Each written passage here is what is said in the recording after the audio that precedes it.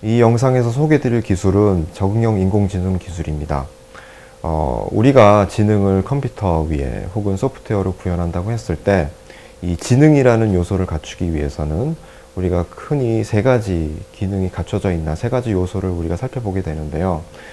지능이 갖춰져야 할 요소는 똑똑하게 인식하고 똑똑하게 판단하고 그 다음에 똑똑하게 학습하는 이 세 가지 기능을 주로 우리가 살펴보게 됩니다.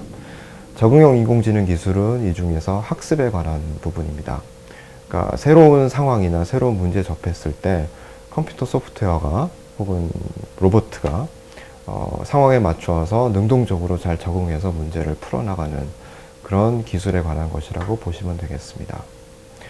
적응형 인공지능 기술은 주로 90년대에 많이 사용되던 단어인데요.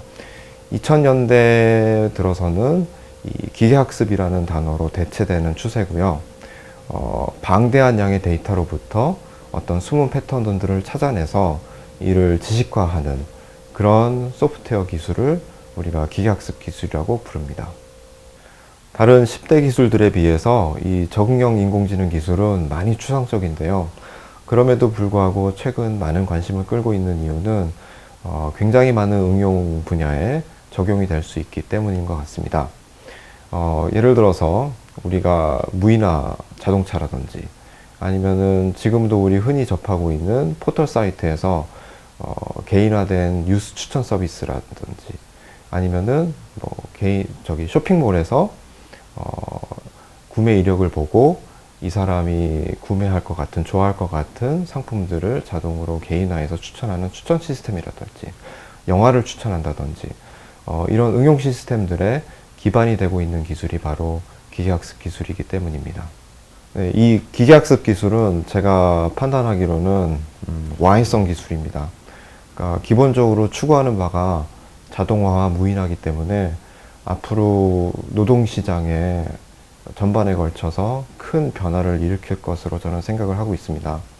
그러니까 예를 들어서 우리가 지금 흔히 소식으로 접하는 무인 자동차에 관한 연구 개발 사례만 하더라도요, 앞으로 이것이 보급화되고 상용화되게 되면은 그것으로 인해서 사회 전반에 미치는 큰 영향력에 대해서 우리가 고민을 해야 될 것입니다.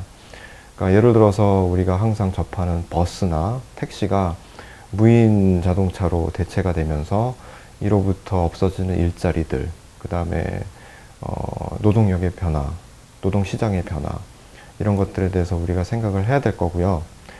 최근에는 미국에서 어떤 이 기계학습 기술과 로보틱스 기술로 인해서 앞으로 미국의 노동시장이 어떻게 변화할 것이냐에 대한 보고서가 출간이 된 바 있는데요.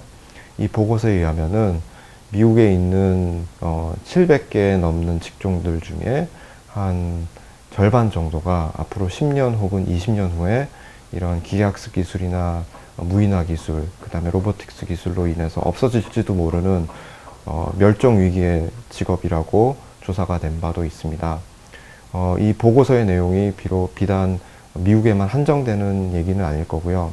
특히 우리나라에 있어서는 최근 급속히 인구 고령화 시대에 접어들게 되면서 이 인구 고령화 문제와 더불어서 앞으로 큰 사회적인 이슈가 될 것으로 생각을 하고 있고요. 이거에 대해서 우리가 앞으로 하루라도 빨리 사회적으로 대비를 해야 된다고 저는 생각을 하고 있습니다.